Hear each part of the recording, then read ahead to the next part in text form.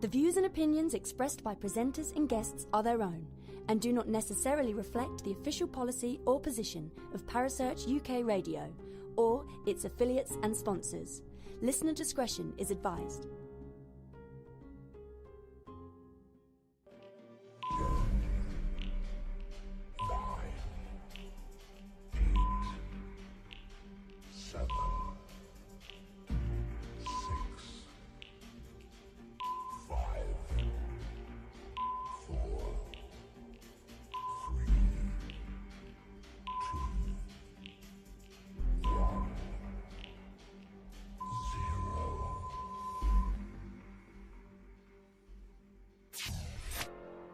You're listening to Paranormal Concept right here on Parasearch UK Radio with your host, Paul Rook.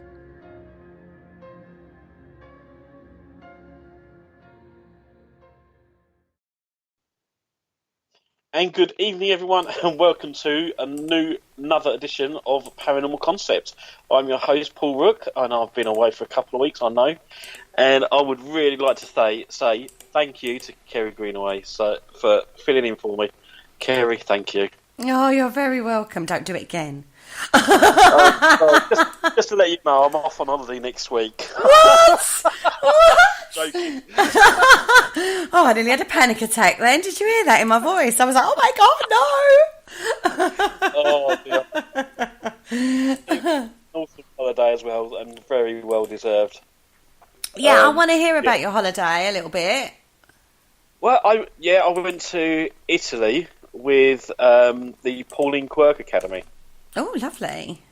Yeah, so I even had some entertainment from some of the kids that do the workshops and stuff. They learned a routine over the 3 days we was there, and they performed it for us on the third. They're absolutely wonderful. Brilliant bunch of people. Cool.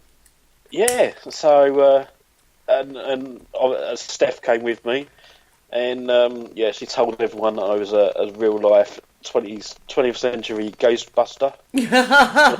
Excellent. That went down well on the coach, and I bet it did. Yeah.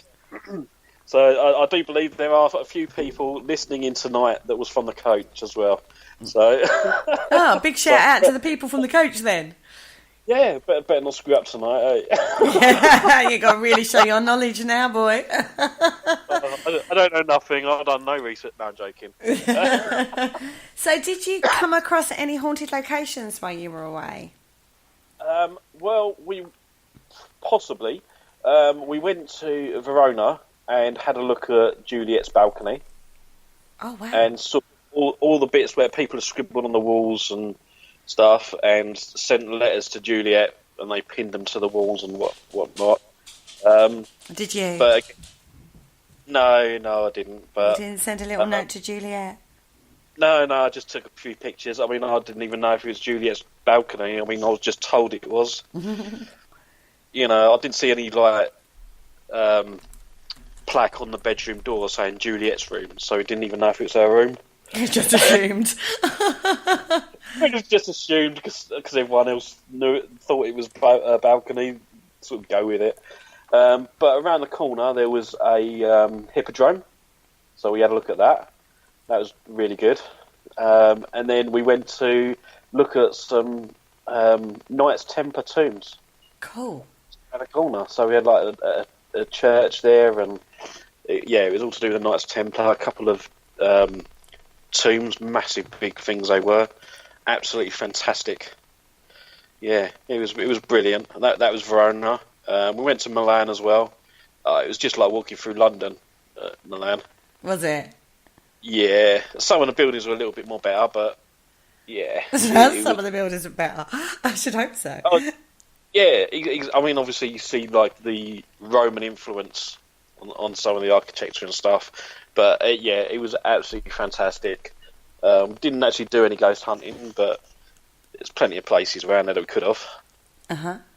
It's fantastic. The hotel we was in, again, absolutely amazing. 3,000 foot above sea level. The sunsets were absolutely fantastic over the mountains. Oh, how romantic. Brilliant. Yeah, and then I had to come home.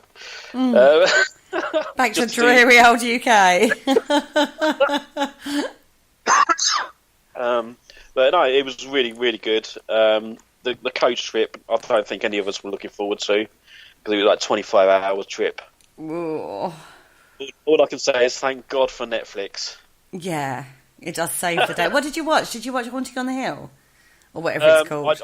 I watched that the previous week, so binge watched that. I thought that was an absolutely fantastic show. Yeah, it's had really good reviews on the socials, hasn't it? Yeah, it has. It's had a really good review. Loads of people are raving about it. And yeah, I thought it was really good. And they're talking about now having a second series to it. And they're going to do all to the house. Because that's really the only way they can go. And it'd be a fresh new haunting sort of thing. And yeah, after that, on the way home, I watched the, what was it, Chilling Adventures of Sabrina. Oh, that's like hitting my social feed up quite a lot as well. Absolutely, I thought it was really good. It's a cross between like Pan's Labyrinth and obviously Sabrina, but a bit of supernatural thrown in. Oh. So if you look at the programs, yeah, absolutely, it's not for the children. It's not a child's program anymore. Totally updated it, and there's like witch sacrifices and. Ooh. Yeah, they go full whole hog on it. Absolutely, might have to check that one out myself. I'm really not overly worried about the Haunting on the Hill one, really, whatever it's called.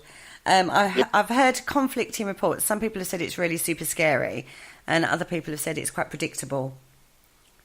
I think from our point of view, it's going to be quite predictable. Haunting on Hill, was it Hill House or something, or? Oh, I don't know. God, I think something like that, yeah. Yeah, Haunting of Hill House, yeah. Yeah, there is another one called The Haunting, and that's on Netflix. That's just started, and it used to be on Sky TV, A Haunting it was called, and that's more of a documentary about people's real experiences, but the Americans sort of glam it up a bit, as most do, really, just to make it a little bit more dramatised for the TV. That's quite humorous for paranormal investigators, so you might get a good laugh out of it. But yeah, Haunting of Hill House, absolutely fantastic. I really did enjoy that. It's psychological as well in some parts. I just loved the way it told.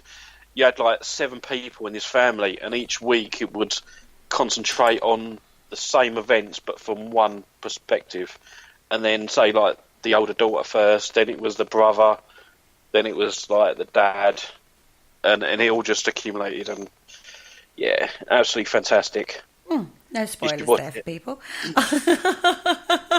Well, no, I mean, there was no spoilers there. I mean, as I said, just concentrates on the whole family, week by week.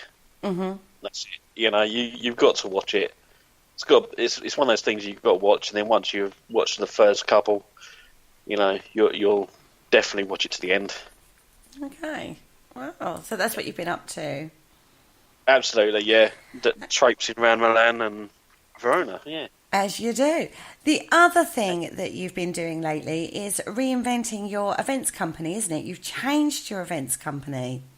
I have totally changed it and the direction it's going in. We've decided to call it Phoenix because it's a total rebrand. Everything's got changed. We call it Phoenix, and it's more of an umbrella corporation type company. So we've got different teams working under the same banner. We do still have a paranormal team, but their centred focus is more on paranormal investigation than events. So, you know, going to people's houses and doing the investigations properly, and you know, working. I do like the idea of Ashley Nibb's book, the Paranormal Investigator Journal. Mm-hmm. So, you know, we've taken ideas from that and formed our own paperwork system. So, yeah, we've got those private investigations going. We are still going to be doing events once a month, hopefully. If not once a month, it'll be every other month. Until I can find someone that'll take that job on full time, so then we can get lots out. We've also got a first aid team, and we've got a couple of contracts already for first aid cover for different companies and different events. One of which happens to be a Game of Thrones convention. Oh, that's cool. Yeah, absolutely. I actually went to it last year. And this year I approached them and said, look, we've got this first aid company. I'm willing to give you a quote if you're interested. They said, yeah, give us a quote. I quoted, and they gave us the contract. Fantastic. So, yeah, we're covering that. We've also got a few other events being discussed at the moment with a few other people, so we might have a few more contracts coming from that.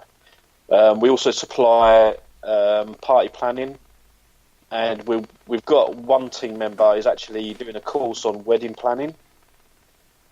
So she's going to take over that side of it as well. So we hopefully will be able to offer wedding planning and stuff. Wow.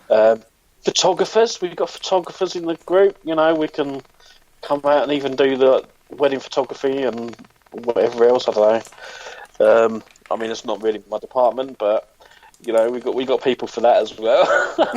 so basically, it's an all-round event services company, really. So you're not leaving the paranormal field, though, are you? No, definitely not. It's my passion. I love the paranormal. I just need another focus sometimes, so I'm going to be switching between the paranormal and the first aid team, because again, the first aid side of thing. I'm in St John Ambulance, so that's playing to my strength. Mm-hmm. So I can concentrate a lot more on that, but still be involved in the paranormal. I'm not leaving on radio or nothing like that. I'm still going to carry on doing this. Still passionate about the paranormal. Got to be done. Because I have to say, a few people have been a little worried because you haven't been around as much in the last few months through one reason or another, because we know you've been poorly too. And there's been a few people that have been a bit worried that the paranormal concept isn't going to be a thing for long because, but that's not the case at all, is it? No, I just needed us to take, because one of the business partners from Trident wanted to leave and step down. I basically said to the others, I want to totally rebrand. I want to stop doing Trident for a little while, just so that I could sort of step back, get my thoughts together, refocus. We've rebranded everything. We've got a new website, we've got new Facebook presence, and then obviously I'm still concentrating on paranormal concept. That's going to stay. I'm never going to give that up. The paranormal. Never going to give that up. Absolutely. I'm just sorry. Yeah. So I've just had to take that little step back, just to refocus everything, make all the changes. I've booked 2 events for next year already. Can you divulge where they are? Yeah, we've got one on the 20th of April. And that is at Fort Amherst. Mm-hmm. And we've got one in May, I'm not sure of the date, and that's at Bishop's Manor in Yorkshire. Ah, that's our lovely Mark Manley doing that one, isn't it? Mark Manley's doing that one, yeah, absolutely. So they're the 2 that I've booked. They are on our website, which is phoenixevents.biz. So if you go onto that, just click in the menu for the paranormal team. You can buy your tickets through the website as normal, and yeah, that's just pretty much it. If you are out there and you do want a first aid team as well, and you want a quote, just go onto the same website, click on the first aid team, and contact us through that page. And same as the photographers and all the other bits and pieces we're doing. But the idea is basically to have like an umbrella team that can do pretty much everything.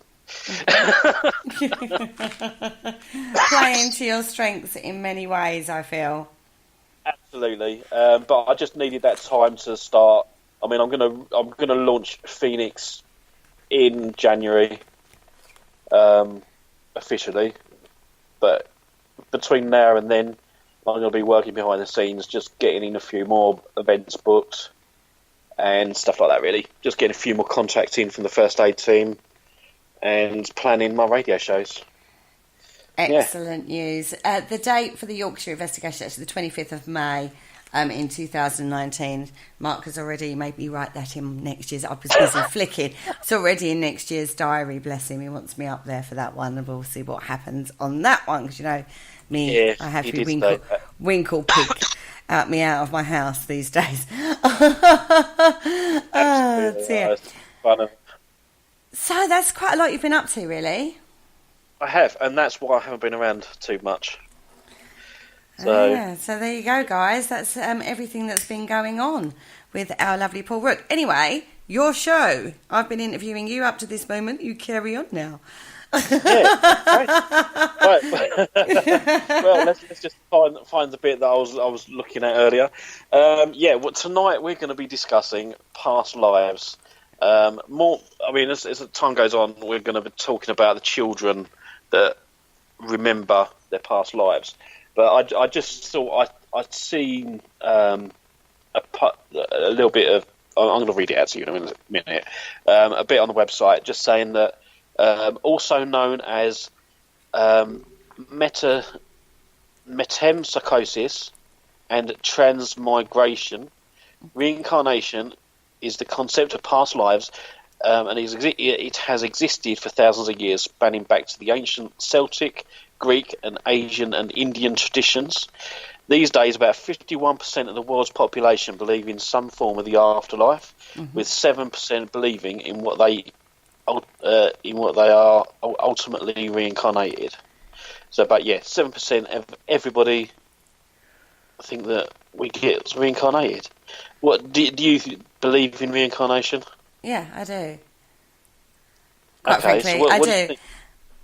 Well, the story any reason for that? Well, the story of life, birth, and resurrection is common themes throughout many cultures throughout the ages. We discussed this a little bit on Sunday on the Halloween show I did with Ashley Mortimer, and we talked about that as well on past shows in various ways. I do believe in reincarnation. I do think your soul comes back many times.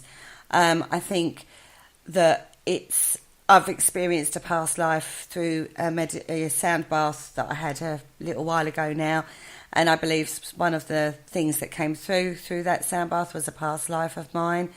And it is a core of my belief system. I do believe in past lives. I do think you have a karmic soul journey. I do believe you. There's things called karmic debt. I believe you have that. And I think there are so many stories and so many experiences people have that it becomes more how much evidence, is it evidence or how much circumstantial evidence, however you want to look at it, before you start thinking there's got to be something more to that. But the actual basis story in all cultures is, birth, death, resurrection. Whether that's religions, whether that's cultures, whether that's folklore, whatever, it is a core story. So why did the ancients have that belief system as well? And it's not just Christianity or Catholicism or, when you look at this, it's just in every culture. You could find that story in every culture. So, I think that I do believe in a past life scenario. So, that's where I stand with it. What about you? I am a firm believer of reincarnation, absolutely. It's just little things. I mean, I was talking about this to my dad actually earlier, and I was saying about past lives, and he was talking about he thinks that he had a past life, and he thinks that because he's got a couple of natural talents that he never really taught himself, and his parents didn't teach him, but he was just naturally good at it, and he believes it stems from a past life. And I said pretty much the same thing. I mean, when I was a kid, I was in Scouts, and I used to do archery when we go to camp, and I could always hit the target first time. I'd always get it in the yellow, the centre, and I'd always group the arrows. and I've never been to an archery club or anything like that. I've probably I'm 41 now, and I've probably done archery 3 times in my life, and each time I've always had that good eye and grouped the arrows and shot the arrows into the centre of the targets, so I've never missed. So you was Robin Hood in a previous incarnation. Well, yeah, I do joke about that, but no, I mean, I could be an archer, or I've got this big thing. I like ancient civilizations in particular. The Roman occupancy. I love all things Roman. Mm. So, again, that's why pretty much I went to Italy, because it's big on the whole Roman thing. Yeah. And to see the amphitheatres and the, Colosseums and all that sort of stuff absolutely fascinates me. And the same for the Knights Templar.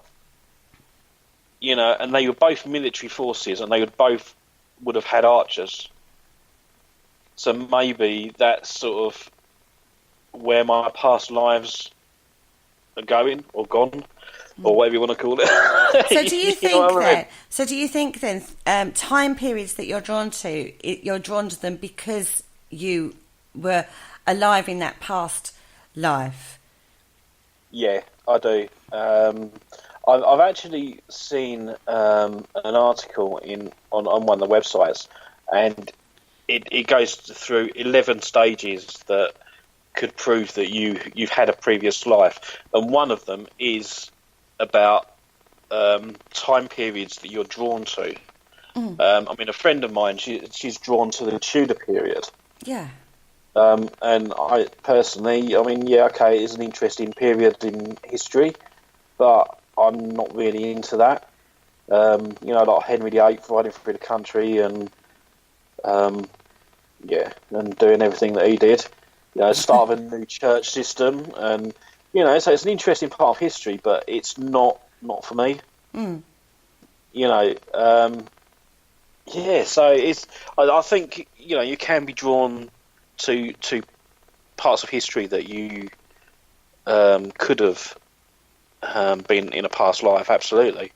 Or you could flip it and say a period of history you're repelled by was because you had a really bad experience in that time period, as it were, and that's why you're repelled by it.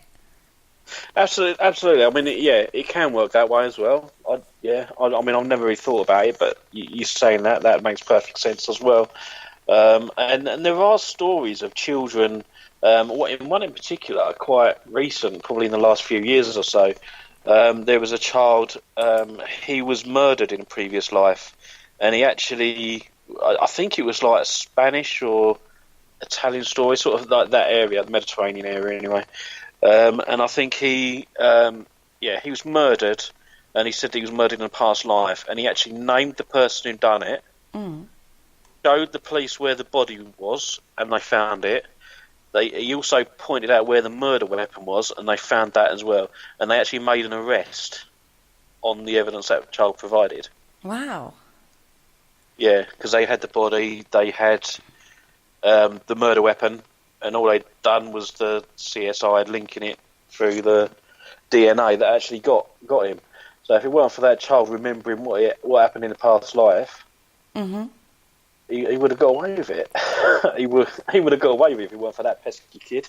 Pesky child. There is another story, actually, of a very, very similar circumstance, but this was actually in Turkey, it was of a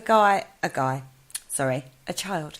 Cool. Now, please excuse my pronunciations of this name. It's not English, so we know what I'm like for pronunciations. Semi-Tutusmus. I read exactly the same one as this. Are you ready? Yeah. He was born in the village of Sakonek in Turkey. Now, basically, as soon as he could talk, he said his name was Salim Fesli. Now, Tutusmus. I do apologise. Now, his mother had a dream while she was pregnant in which a man appeared who had identified himself as Salim Fesli, and he had a bloody face. Now, a man by that name had died in a field in a neighbouring village in 1958. He had been shot in the face and the right ear. Now, when her son was born, Tatasmus was born, he actually had, what is it with these names? Was born with a deformed right ear. Now, when Tatasmus was 4 years old, he actually walked to Fesley's home and told Fesley's widow, "I am Salim and you are my wife." I bet her face must have been a classic one there, a 4-year-old saying, "Oh, you're my wife," Yeah. And he remembered intimate details of their life together and the names of his children. And he identified the man who shot him. Yep. And this is a case. This isn't just any old case that's been put out on the internet. This was a case that was studied by the late Dr. Ian Stevenson of the University of Virginia. Mm-hmm. And it's cases like that. But it is cases like that, isn't it, that are fascinating because you go, how the hell? 4 years of age? Yeah, absolutely. There was a TV documentary. A child, he described his past life, but he lived on I'm sure he said there was like a remote village or a remote island near the Isle of Skye. Oh, I remember that one, yeah. Go by plane to get to. Yeah. And he pinpointed out all the houses and stuff, mm-hmm. and the doctor who was studying it actually took him back there with the parents. Yeah. And he could tell you exactly who was living in what houses, and yeah. Some of the people had died since he'd been like reborn or whatever, but they actually took him there, and he could tell you exactly like the history of the place, who lived where, and mm-hmm. where his house was. They actually took him into the house that he's supposed to live, and he was like, "Oh yeah, it's changed, but there used to be a room there," and mm-hmm. It was absolutely spot on with everything. Hey, didn't he die in a car accident in the previous life? Yep, very possibly. I can't remember. He said about the dog. He got the dog breed right, like you say. The house had been changed, and he pinpointed where the changes were. He talked about memories on the beach, and he was blown away. People were blown away. He remembered watching the planes landing on the beach. Yeah, I remember rightly, because that's where all the planes have to land. Yeah, they didn't have an airport. It was on the beach. And, wasn't there a documentary about that? Yeah, there was. Again, I can't remember the kid's name, but I don't know, maybe someone in the chat room could remember that one. I'll tell you what, though, we've got quite a full chat room tonight, so thank you so much for joining us in the chat room. Dale has actually said, this brings us to an interesting point as well, and I'll be interested to hear if you've had this experience, Paul. Dale Bowers is in the chat room. He said, he remembers visiting an old house before when I was a kid, and my parents told me I knew what it was, what rooms were there, but he'd never been there before. So he had that experience as a child. Have you ever had that experience yourself? The experience is called deja vu, and it is actually listed as one of the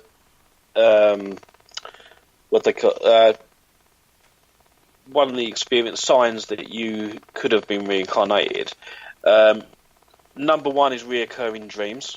Right. So if you get reoccurring dreams, apparently that's supposed to be a sign that you could have had a past life. Mm-hmm. Out of place memories. It says there that there are many recorded instances of young children who have had out of place memories that later prove to be oddly accurate in detail. Mm. Then number three is you have a strong intuition about somewhere. Then you've got deja vu, which is what you just mentioned. Mm-hmm. There is a psychological... Also, on the deja vu, though, I would just like to point out it's a well-known psychological phenomena that your brain can predict slightly ahead. So when you then go, you feel like you've already experienced it, and it's actually a psychological condition. Absolutely. So you have got to be a little bit careful with that one. Yeah, I think maybe if you have multiple of these, then it could mean that you have had a previous life. Number 5 says if you're an empath, apparently if you absorb the emotions, in some instances physical pains of those around them. Precognition. Okay. retrocognition, opposite of precognition.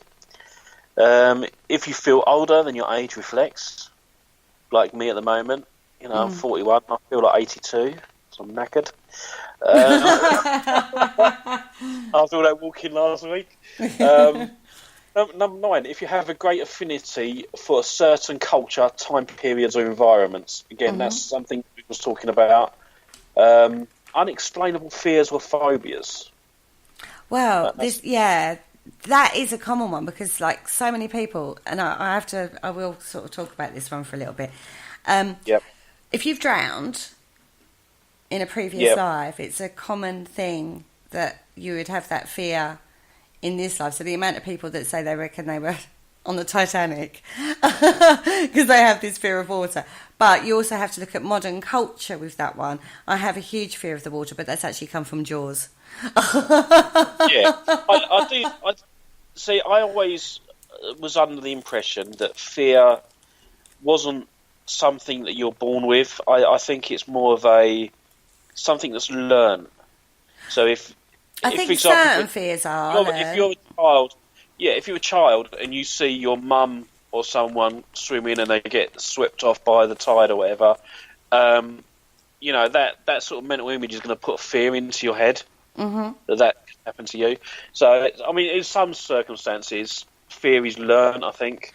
I agree. But I do think there are some fears that are so deep set that could have come from a past life. I do think that you have to be a bit careful with that one because, like I agree with you. If you've seen something traumatic to do with water, or this is where fear of bees and stuff come from, or where you see your mum having a flap or another child having a flap or something like that, it then instills that fear. But I think when you have a really deep set you can't pinpoint the origin. I mean, I know my mum was terrified of spiders and moths and things like that, and I know I've got that fear, but I know that that's been a learned fear from my mother. But and like I say, I know where my fear of swimming in the ocean has come from, and that was watching Jaws when I was a child. And I know full well I can pinpoint it. I know exactly why I've got that. But a fear of heights, I can't pinpoint that. So it's a possibility that's come from a past. I'm not saying it is, but I'm saying it's a possibility. It's come from a past life. It could just be because I know I'm so blinking clumsy. I'm liable to fall over the edge because of clumsiness. Could be a self-preservation fear. But I'm just trying to use something as a demonstration. Do you know what I mean? Something when you've got a deep set fear and you can't pinpoint that trigger, I suppose is the word, then it's a possibility it may well have come from a past life. I think pretty much you could link it back to past lives no matter what it is. The interesting thing, I think, is when you get regressed and you have a past life and then you go, oh, that could be why I don't like, I don't know, I have an aversion to heights, or, oh, that's why I don't know, I'm a really good archer, or if you can pinpoint, if you're regressed and something comes out there, and then you look at your life now and you can see the relevance. I think that's really interesting. Yeah, absolutely, and I think for the next 25 future lives that I'm going to have, I'm never having pasta again. Just look at that. Overdid it on the pasta, did we? Oh, yeah, nearly every meal was pasta. Starters were pasta. No, not even no more. But going back to this, the last sign that you could be reincarnated is that you feel though this earth is not your home. Oh. And I think, rather than this earth not being your home, maybe it's just that you don't feel right in your surroundings. So if you just, I think the best way to describing it is if, say, for example, you was one of Robin Hood's merry men and you lived out in the forest, you being in the centre of London now just doesn't feel right, if that makes sense. Because your home is the countryside and you're out of place. I think that's probably what it means. Okay. That makes sense to me. Yeah. I have got it's labelled an explanation, but it is just a hypothesis on how reincarnation could exist. Okay. But it's so scientific, I'm not sure whether I want to read it or not. Oh dear. We're getting all scientific. Let's don our lab coats and our safety goggles, everybody. Go on. Let's give it a go. Right, hang on, I've just lost it again, so... Alright, maybe not then. Yeah, you crack on, let me find it again. Ah, there it is, right, okay. We're going into the realms of quantum physics, everybody. Oh, flipping Nora. I'll tell you, I hope Ashley Nibb's in this so he can make sense of it for us all. Okay, right. It's in four steps, and then I've got some statistics for you. Okay, so I love a statistic. Yeah, absolutely. Quantum physics shows that most basic level of the universe events involving its smallest particles, such as electrons and protons, only occur once they are observed. Number 2. This suggests that the material world may be derived from the consciousness, not the other way around. Although the idea is debated by many, it is believed that that it is a belief that's been shared by a number of quantum physicists, including Max Planck, the father of quantum mechanics. Number 3. If consciousness creates the material world, then it may not be dependent upon the world to exist. It would follow the consciousness does not depend on a living brain to exist. Number 4. If a consciousness does not require a brain, it continues after the brain stops working. It could then get attached to a new brain and continue on in another life. Did that make sense? Bloody Nora. Yeah, basically. Yeah, but they complicate it, don't they? Yeah, but it's just a hypothesis on how it could exist. Okay. So good old quantum mechanics. It's basically saying that the protons and electrons that are in your brain are basically, when the brain dies, they just move on to someone else. It's almost like you're getting planted with someone else's memories. That's what it is, isn't it? Well, really? No. To be fair, Kit in the chat room has said, "Have you got any thoughts on genetic memory?" And isn't this is slightly different, but basically, it's an experience that one member of the species has. Yeah, it then carries through generations. Yeah, so say your great grandma had a really traumatic experience, that's passed through the genes within your family. So it's not actually a past life thing, it's a genetic memory that's been passed through your genealogy. Yeah. Right, so that's sort of a little bit like what quantum is saying is basically it's the existence of consciousness is creating the reality. Yeah, but because of the existence of multiple dimensionals, which they're looking at, it crosses over and becomes timey-wimey, tangle-wangly, whatever that quote is from Doctor, your wibbly-wobbly stuff. It becomes a bit like that, doesn't it? But in regards to a single entity person, would you... I mean, the final sentence of that is almost like spirit attachment. Oh, it just finds another brain to stick into. Well, that's what it... I mean, to me, it just says that those memories travel from brain to brain, wanting somewhere to live, and they just find this new brain and go, yeah, I'm going to go and live there. And that person can remember what happened to them before they got to him.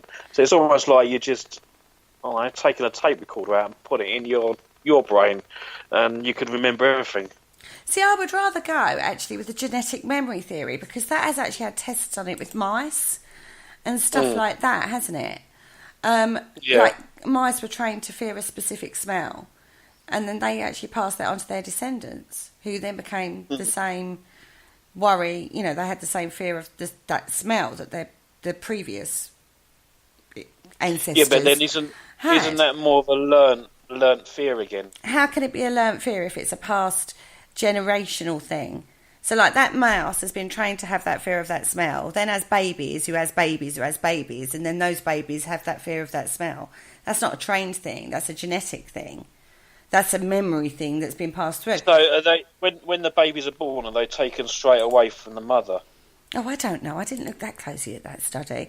But bees have a hive mentality, don't they? I didn't realise we were going to start talking about genetic memory, to be fair. Let's be honest. But bees have a hive mentality where, so like one bee will go off and find pollen and then come back and the whole hive knows. And I know they do like a weird kind of like weird dancey thing to pass that information on. But it's a remembered thing. They remember it from year to year to year. And the bees don't last that long, do they? So it becomes a hive memory. And I think humans have that hive memory, but we've forgotten how to link into that. And this is where I think sometimes we can get a little bit cross purposes with, oh, it's a past life, it's an ancestral memory, it's a genetic memory, it's a this, it's a that. Possibly it's a whole thing. Maybe it is an unconscious collective. Well, that's it. Or I mean, collective that's unconscious. That's just another hypothesis. As I said, the quantum physics, that's sort of the theory they're going with. That, you know, they don't really know for sure. It's just that's what they're putting out there. I mean, it sort of kind of makes sense. I just think when you've got details, I mean, going back to the past life, I think when you go look at some of the cases in regards to people that are remembering a past life and can give you people, and you can go and check this. Do you know what I mean? So like a child has a memory, a past life memory, and can give you information that becomes verifiable. You can go and meet the people they were supposed to be married to and find out to see if that person died in that way and stuff like that. Then I think it takes the other explanations out the way. I think it wipes that. It's not a collective unconscious thing. It's something that's very, very personal. How would they have those specific memories? And we're not talking a learned behaviour thing. We're talking a memory, a specific life memory, specific to one other person, and they're coming up with names and situations. I think it's a past life. Doesn't that then back up the quantum physicists' theory? Because they're saying that I don't know. Say for example, when it's your turn to pass, the electrons and protons or whatever in your brain go over to someone that's just been reborn, so they're going to have all your memories. That's what the quantum physicists are saying. I think they're just saying about reincarnation. If you're an incarnate soul and you're looking for a new body to be born into, to attach to, yes, that's reincarnating. That's your soul wanting to be living again. Yeah, and then with that, it's just transferred your memories. It's transferred your memories, but only for a short period of time. Very few adults consciously remember. They can recall it through past life regression, or other circumstances may trigger something off that they remember something. But children tend to have the more clarified memories of a past life. It does tend to be more of a child memory with the clarification. As an adult, those things only tend to come to the fore either through a traumatic experience or a past life regression, in my understanding of it anyway.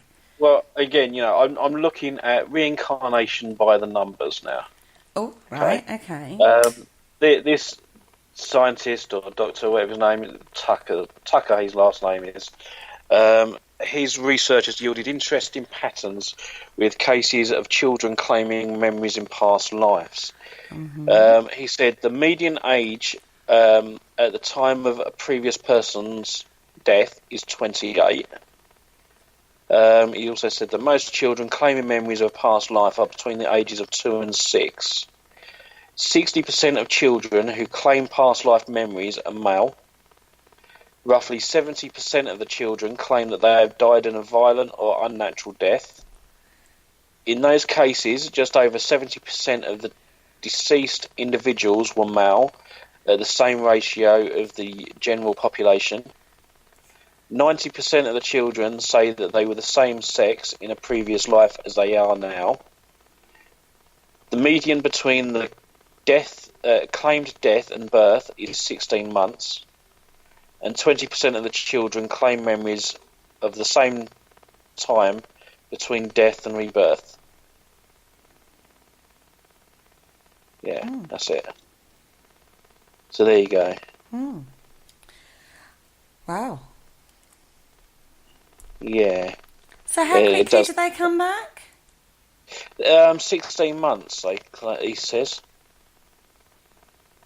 And that's sort of the average. So where do you go to for 16 months? Maybe it's like retraining. No, I think what happens... This is my personal opinion, everybody, I would just like to say. I think you go to sort of like a review time where you look at your past experiences and you go through planning your new soul journey, the things you need to learn to progress your soul, and that time is taken doing that. Okay. Well, maybe maybe the 16 months is you saying goodbye to all your loved ones and going on visitations, you're training to come back. Maybe. I don't know. You never know. But then again, surely if you've got something that's like, right, so you got killed in a previous life, a really horrific murder or something like that. If you have that burning, I don't know, desire for retribution on the person that did that to you, then maybe you would bring that forward into your next incarnation, so justice gets served. Yeah, that's again another possibility. You know, or maybe not. Maybe it's I don't know. It's a strange one, isn't it? I mean, my past life was, as I say, it occurred during a sound bath I have. And I remember being in World War One. Right. And I was in a trench, and I'd lost my helmet thing, my tin cap thing. And I remember just sitting there holding my gun, and it was just so loud. There was just gunfire going off all around me. And I could smell the mud and the smoke, and it was so vivid. And I just remember I was laying there, or sitting there, knees up, holding my gun, waiting for the shot. I knew I was going to die, and I was waiting for the shot. And at that point, I was in a snivelling wreck, and I just think, whilst I was going through that experience, I just remember thinking, get me out of this now. And funny enough, the guy who was running the sound bath pulled everyone out of the sound bath at that moment. I've never been so grateful in my life. I tell you, I was a sobbing wreck coming out of that. And I believe that was a past life I was remembering at that moment, because I had such an emotional response to it. Now, it could be that I did die in World War One in a trench. I couldn't tell you the name. I didn't remember those details, but that moment, it was so vivid. Then, in that incarnation, I could have been quite cowardly. So in my new incarnation, so say for example I didn't get reborn between then and now, maybe in this incarnation my life lesson is to be braver, to take more risks, to actually have more faith in my own abilities. So maybe I chose then to come back in a situation where I would be able to be braver, push myself more, have that faith and that ability within myself rather than become a snivelling wreck in the corner rocking. Do you know what I mean? So maybe that was a soul journey, a life lesson, a soul lesson, not a life lesson, sorry, a soul lesson that I needed to go through. And I got a glimpse of that in that meditation, and it taught me a lesson coming out of that meditation. So maybe that is what you do. Maybe you do go, okay, well, I was a bit of a coward back then. I didn't really do my best to fight for survival. I didn't do my best in that situation, even though it was an extreme situation. So in my next incarnation, I'm going to put myself in a situation where I'm in a safer environment, but I'm allowed to learn how to be braver and to push myself and to trust my abilities and fight for my survival, I suppose, in a different way, but a soul lesson learned, if that makes sense. Does that make sense? It does, yeah. It's almost like I don't know, maybe life is like a computer game. You go from one level to the next, and each level is your next life. So if you have you've got all these lessons to learn, and then by level 10, you've completed the whole thing, and then you're free to ascend or whatever whatever belief. Isn't that a very Buddhist perspective? I'm just trying to put it into. I'm just trying to put it into like layman's terms, really. Like simplify it, yeah. Yeah, I mean, if you keep coming back to learn your life's lessons, once you've learned everything that you can, then you can then, I mean, with the Christians and whatever, they go up, they want to be on the right hand of God or sit with God, and I mean, other religions have their own equivalent. So do you think then there's a point where you don't reincarnate, that you ascend into something more? Something different? Possibly. Why not? It would make sense, wouldn't it? Mm-hmm. And I'm not knocking any other religions or anything, but they're all sort of going in the same direction. Mm. I mean, going back to genetic memory, James has put in the chat room, he said the obvious case is transplants. If you think about transplants, some people have had transplants and then acquired a skill from the previous owner, I think is the expression. Like, wasn't there a case of a heart transplant and he couldn't play, I don't know, I think it was a piano or something, for anything before, had the transplant and became really good at playing the piano. Or was it violin? I do vaguely remember that. Yeah, and that's a common thing. Wasn't it? That's quite a common thing as well, isn't it? But isn't that... See, genetic memory I would see more as... Well, yeah, I suppose it is still genetic memory, isn't it? It would be, wouldn't it? Yeah, because it's the body organ transplant, isn't it? But, I mean, the human brain is a fascinating thing anyway. We only use, what was it, like 10% of it? Mm. So we don't even...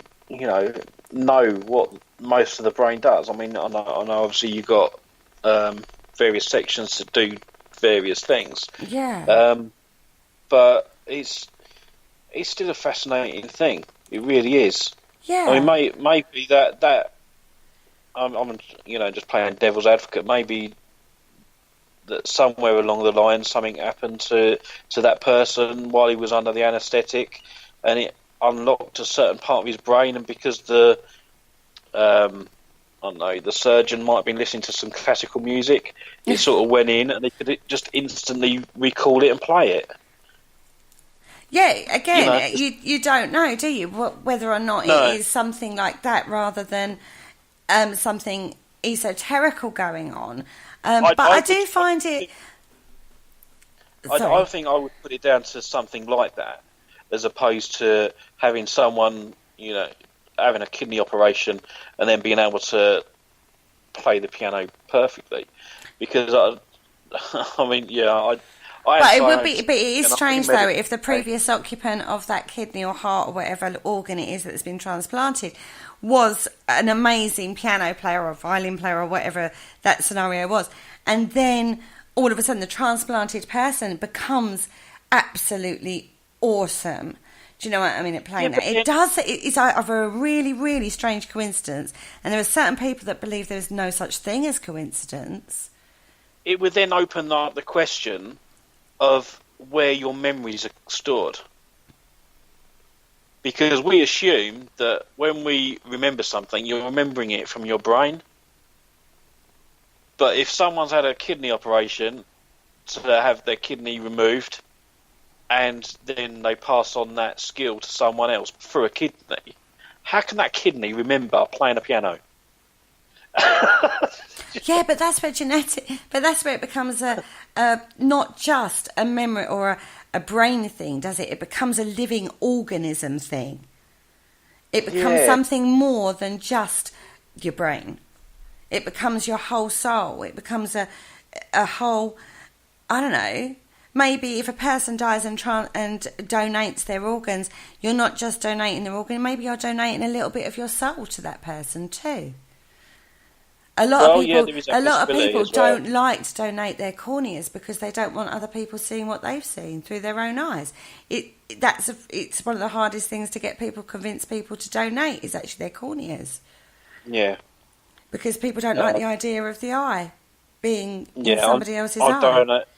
I'm donating my body to medical science, I've decided. You're going to be on a body farm decomposing in a field somewhere. Oh, yeah. At least it'll be nice and warm in the sun.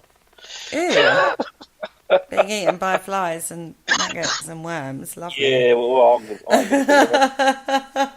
I'm going to be looking for this black monk of Pontefract. I'm going to come back and haunt you all. That's what I'm going to do for a while at least. But it is a huge concept. The past life thing is a huge area. And leads you down little rabbit holes, doesn't it? So how do you explain that then? And how do we look at it in this way? And what about that way? But unfortunately, I think a belief system becomes very paramount on this one. I know my belief system is set in my belief in past lives. I do believe our soul is reborn for progression, and I do believe you choose certain soul lessons as you go through your progression of time. I do believe things like that. I believe you choose your family, your parents, your experiences maybe that you're going to have at times, good and bad. And I think I know, I'm very, very aware, that's my belief system. Another person who doesn't have that belief system in place will have a completely different perspective and look at it from maybe a more scientific perspective, like a genetic memory or something like that. I don't know. But I have to say on this one, I think you have to be very, very aware. Like we said at the beginning of the show, every culture has got the story of life, death and resurrection. So it's a deeply ingrained belief system in, I would say, the majority of people. Absolutely. I mean, I've always, believed in reincarnation. It's just all the little details that go with it that I've got questions about. Like, for example, I mean, I read out that I think it was 16 months between dying and then coming back. What happens in that 16 months? What does your body or what does your mind or your spirit, your soul, or whatever you want to call it, what happens to it in that 16 months? I'd like to know where they got that figure from, though. I'll be honest with you. Yeah, I would as well, to be fair. I mean, I suppose that's just an average between certain studies they've taken, probably from cases of supposed past lives, I would imagine.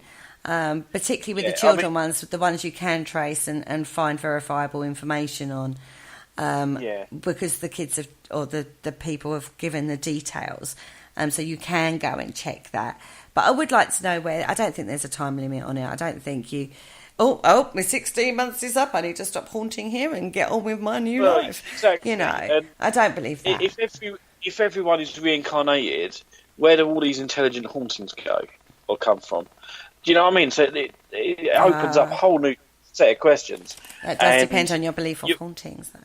You know me, and I'm quite heavily influenced by movies. A really good film to watch in regards to reincarnation is a Robin Williams film called From What Dreams May Come. If anyone gets a chance to watch that, it's an amazing film. You might need a box of tissues by the end of it. But it is an absolutely fantastic film, and it does.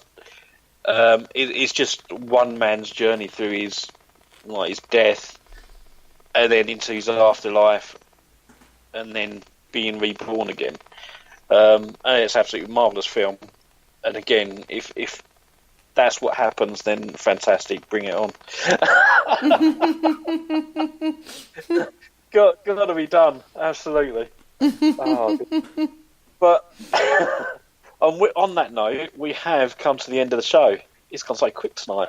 It has gone very. We could have gone on with this one for hours. We could have. Maybe we'll do a part 2 at some stage. No, we always say that. Yeah, well, it's definitely gives us food for thought for another show. Very much. What have we got coming? What have we got coming up for the next week and a bit? Well, tomorrow evening we have got Haunted Histories. Do not forget, guys, that kicks off at 8 p.m. tomorrow night, not the usual 9 p.m.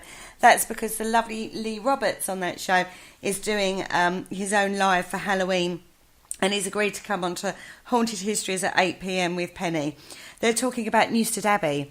Amazing, amazing location. Trust me, that one is going to be fantastic to listen to. Then on Friday evening, we've got the return of the Dark Mirror Show Mark Manley is back on air. And Mr. Cole Hutchinson is joining us as well in the studio. And they've talked me into talking about Area 51.